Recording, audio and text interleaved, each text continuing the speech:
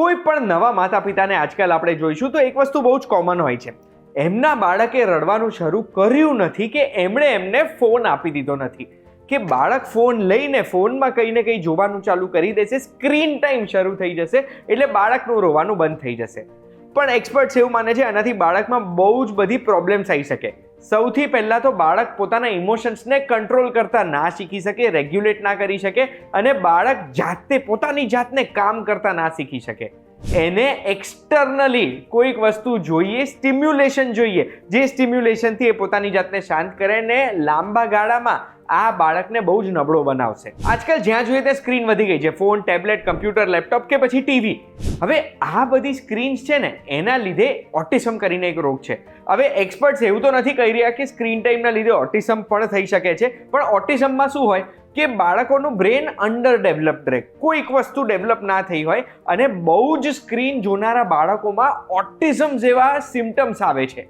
અને એટલે જ જો તમે જાણવા માંગતા હોય કે એક બાળક કેટલી ઉંમર સુધી કેટલા કલાક સ્ક્રીન જોઈ શકે તો એમને કંઈ અસર ના પડે અને જો વધારે જોવે છે તો એ આપણે કઈ રીતે ઓછું કરી શકીએ, તો એના માટે ધ્યાનથી સાંભળજો. હું તમને એક વાત કહું.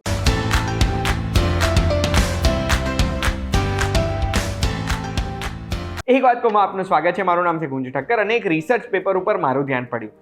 આમાં એવું લખેલું છે કે 5 વર્ષથી નાની ઉંમરના બાળકો જે બહુ જ સ્ક્રીન જોવે છે, એક્સેસિવ સ્ક્રીન જોવે છે, એ લોકોમાં ડેવલપમેન્ટલ ડિલે થાય છે. લેંગ્વેજ અને કમ્યુનિકેશનની સ્કિલ્સ ડેવલપ નથી થતી.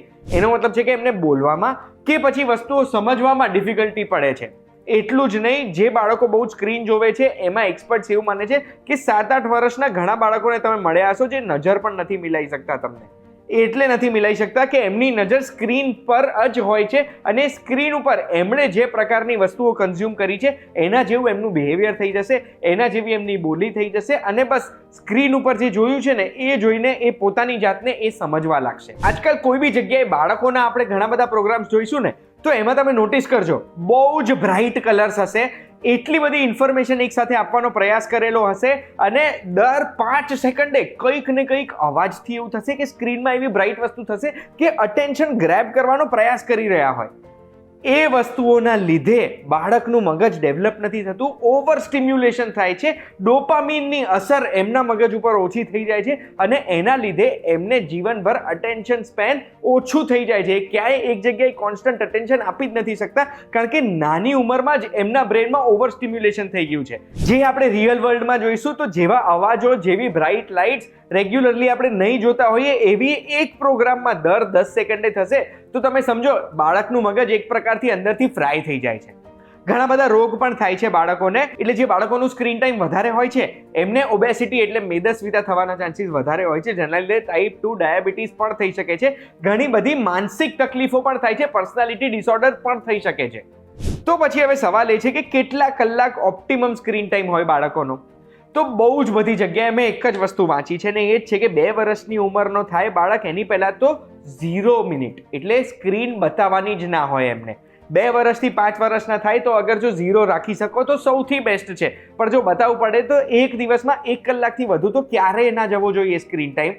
5 વર્ષ પછીનો ડેટા હજુ સાયન્ટિસ્ટ અનુભવ કરી રહ્યા છે, પણ મારું તો માનવું એ છે કે 5 વર્ષે સ્ક્રીનો જોઈને કરવાનું જ શું છે? આજે મોટા થઈને આપણને ખબર છે કે આખો દિવસ ઓફિસમાં એક સ્ક્રીનની સામે જ જોવાનું હોય છે, નાની સ્ક્રીન હાથમાં હોય છે જેમાં જવાબો દેવાના હોય છે લોકોને, અને ઘરે જઈને આપણે આરામ કરવા માટે દિવાલ પર લાગેલી મોટી એક સ્ક્રીન જોઈએ છે. મોટા થઈને આટલી સ્ક્રીન જોવાની જ છે તો નાની ઉંમરમાં સ્ક્રીન આપવાની જરૂરત જ નથી. અને એટલે હું તમને આ ટિપ્સ આપીશ કે કઈ રીતે આપણે બાળકોનો સ્ક્રીન ટાઈમ ઘટાડી શકીએ છીએ. સૌથી પહેલા તો આપણે આપણા ઘરમાં પહેલેથી નિયમ કરી દેવાનો કે આટલા એરિયા સ્ક્રીન ફ્રી એરિયાસ છે.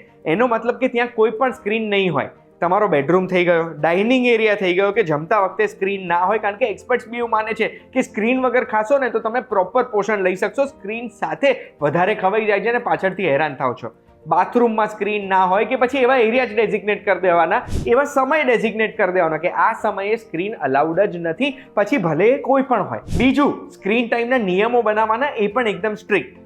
હવે આમાં નિયમોમાં કેવું હોય કે દિવસમાં 1 કલાક કે દિવસમાં 30 મિનિટ તમે નક્કી કર્યું છે તો એ 30 મિનિટથી વધારે બાળકો યુઝ કરી જ ના શકવા જોઈએ.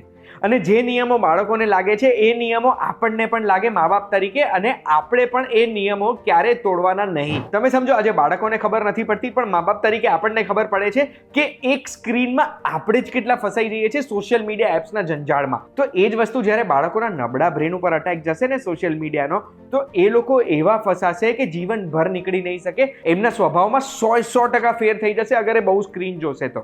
સ્ટ્રિક્ટ નિયમો બનાવ્યા છે, આપણે બી પાલન કરવાનું, અને એટલે જ બાળકોનો સ્ક્રીન ટાઈમ રિડ્યુસ કરવો છે, ઓછો કરવો છે, તો આ ત્રીજી વસ્તુ આપણે કરવાની કે આપણે એક્ઝામ્પલ સેટ કરવાનો. જે નિયમો આપણે એમના માટે બનાવ્યા છે આપણે બી કરવાના ફોલો.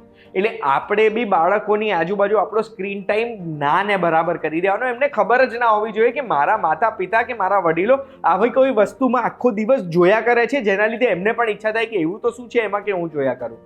બીજું, જે નિયમો બનાવ્યા છે એ નિયમો પાલન કરવાના. અને સૌથી ઇમ્પોર્ટન્ટ પોઈન્ટ, બાળકોને સ્ક્રીન મિસ જ ના થાય ને એના માટે આપણે શું કરવાનું? આપણે નાના હતા તો જે કરતા હતા બસ એ જ, બહાર રમવા દેવાના એમને. બહાર રમવાની જે મજા છે એ મજા બીજી કોઈ જ નથી. નાગોલચું, gilli danda, cricket, football, badminton કે બસ દોડ પકડ રમવાનું. પણ બાળકોને બહાર મોકલવાના રમવા માટે. એમના મિત્રો બહાર નથી તો તમારે એમની સાથે રમવાનું, પણ બસ ખુલ્લામાં રમશે બાળકો તો આવી સ્ક્રીન જેવી વસ્તુઓને મિસ નહીં કરે ને. જેટલી સ્ક્રીન મોડી હાથમાં આવશે એટલું એમના માટે જ સારું છે. આ વિડીયોની માહિતી બહુ જ ઇમ્પોર્ટન્ટ છે, દરેક વ્યક્તિ સુધી તમે શેર કરો એવી હું વિનંતી કરું છું તમને. અને આવી જ માહિતી માટે એક વાત કહું, જોતા રહેજો VTVGujarati.com પર. આપણે ફરી મળીશું.